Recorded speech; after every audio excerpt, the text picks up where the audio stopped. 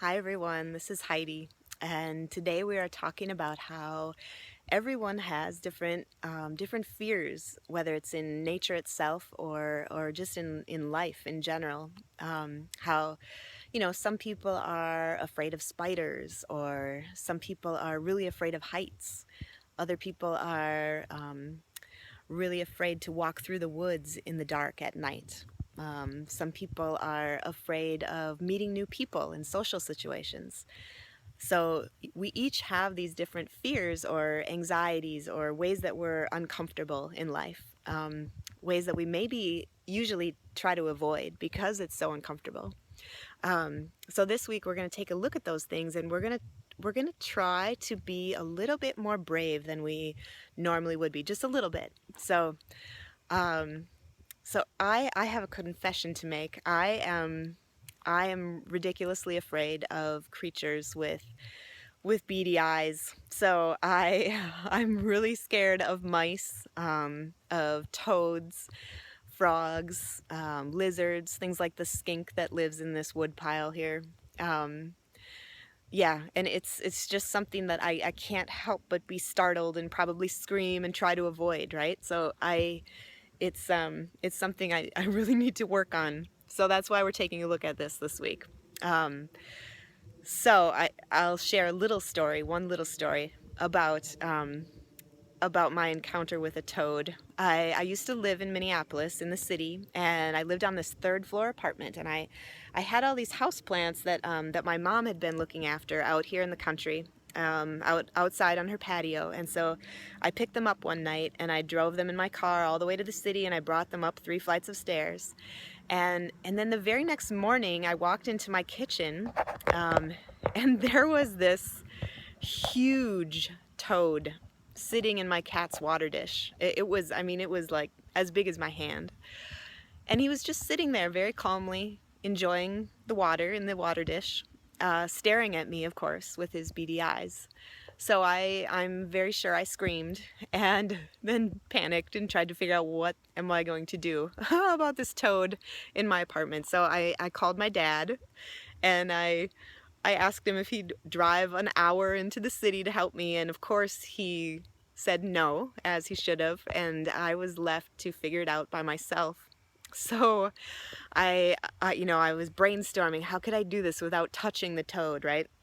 So I grabbed one of my house plants, and I thought, well, maybe he'll jump back in. So I set down one of the hanging plants on the ground right next to the water dish, and I used my trash can to kind of shoo him. And sure enough, he hopped right back into the potted plant. So then I had to figure out how to get him outside. So I used this hanging plant because it had this long handle, so I wouldn't have to get actually very close to it. So I grabbed the top of that, but I balanced it on my foot, and I hopped down 3 flights of stairs to let this poor toad back outside. So I'm like, my heart is beating just thinking about it. So that is my slightly ridiculous story, one of many stories I could tell you, about my encounters with things like toads or mice.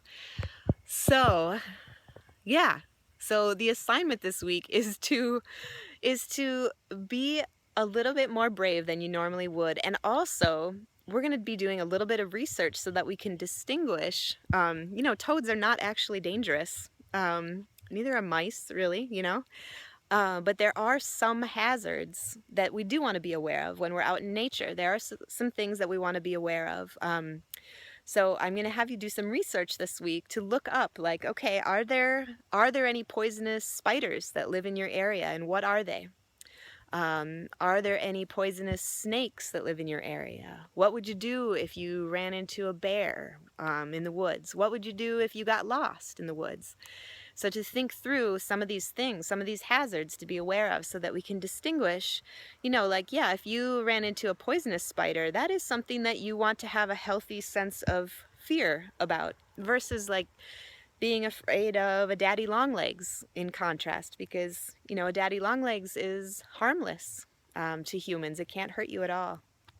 So yes, so we're doing some research, and we're also finding one way that we can be brave this week. So for me, for instance, with my toads, right? If I come across a toad this week, instead of maybe screaming and being startled and trying to get as far away from it, perhaps I could just stand still. I don't need to like give it a hug or pick it up or anything like that, right? That would be way too much. But I could probably just stand there and maybe even watch it for a little bit. Maybe I could lean in a little closer and look at it a little bit closer. You know, that's what I'm talking about being brave. Wherever you're at, wherever your edge is with what scares you or makes you really uncomfortable, we're just gonna lean up against that edge a little bit and push our boundary. So that is the challenge this week. I look forward to hearing about how it goes. Have fun.